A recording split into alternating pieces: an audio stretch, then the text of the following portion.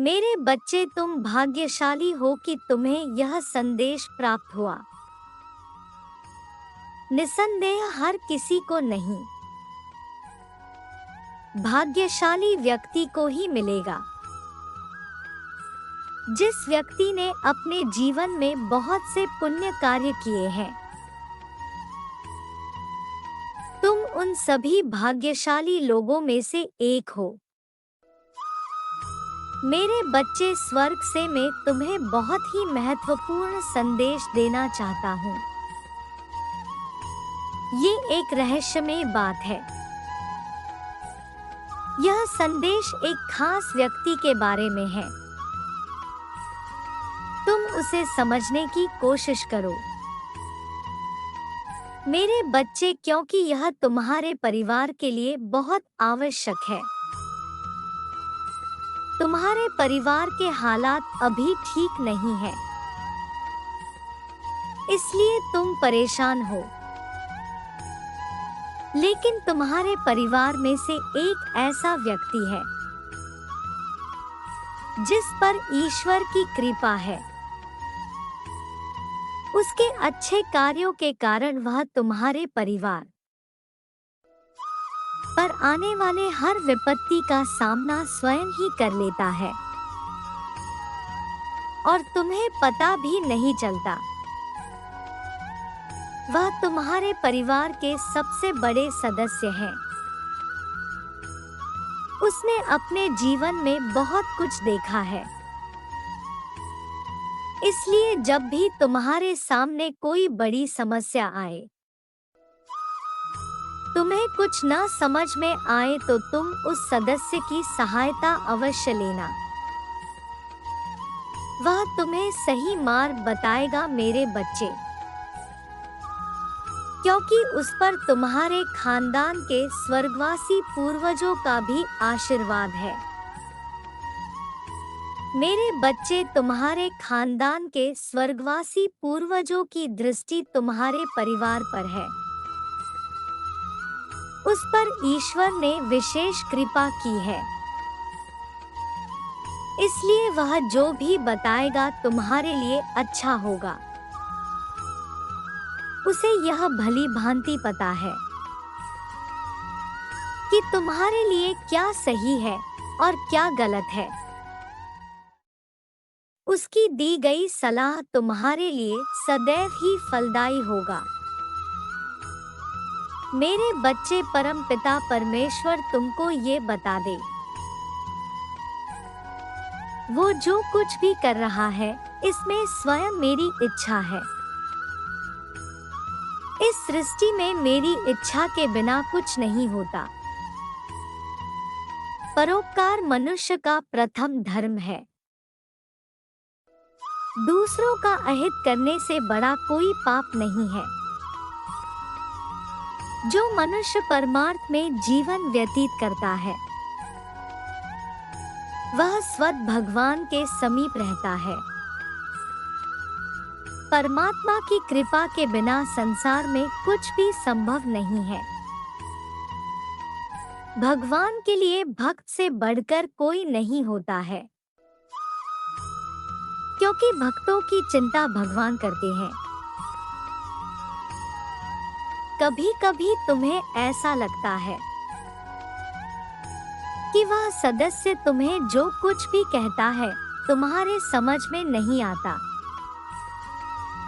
तुम जैसा सोच रहे हो वह उसके ठीक विपरीत तुमसे कहता है।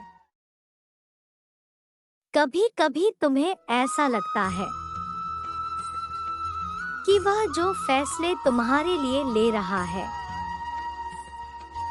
वह सही नहीं है, किंतु मैं तुम्हें यह बताना चाहता हूँ,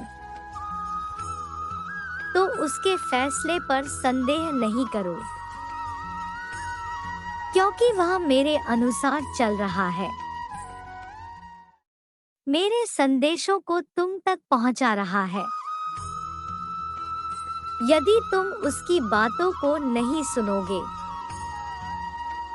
तो इसका सीधा असर तुम पर होगा। ईश्वर के फैसले पर तुम संदेह कर रहे हो।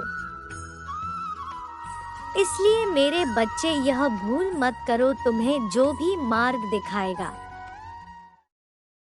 वह जो भी कार्य करने को कहेगा मेरी कृपा से ही करेगा। वह मेरा बहुत बड़ा भक्त है। उसने मेरी भक्ति को प्राप्त करने के लिए घोर तपस्या की है। मैंने उससे प्रसन्न होकर ही उसे अपनी कृपा दृष्टि प्रदान की है। मैंने उसे अपना दूत चुना है। उसका मन बहुत ही साफ है। उसका भी हृदय दया से भरा हुआ है। वह सदैव यही चाहता है कि उसके परिवार में हमेशा प्रेम बना रहे,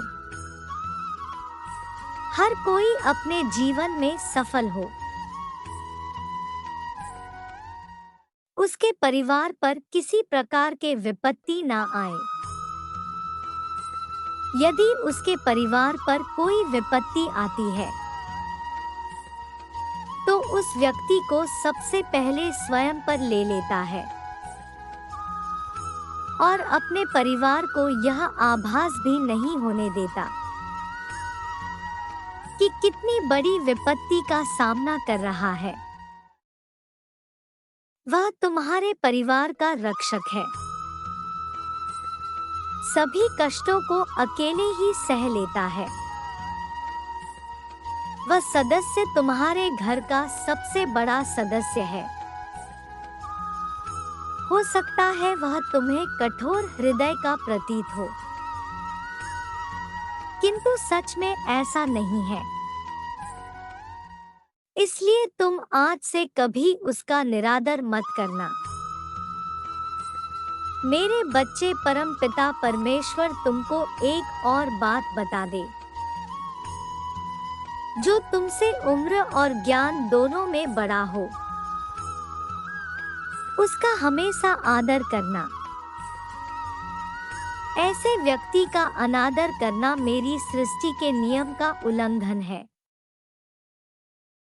और फिर तो वो व्यक्ति तुम्हारे परिवार का ही हिस्सा है। वह अपने परिवार से बहुत प्रेम करता है और केवल अपनी संपूर्ण परिवार को खुश देखना चाहता है। वह मेरा भेजा हुआ आशीर्वाद है। उसका सम्मान करो, उसकी बातों का अनुसरण करो, तभी तुम्हारा कल्याण होगा। मेरे प्रिय, वो जब भी तुम्हें कुछ कहता है या तुम्हारा मार्गदर्शन करता है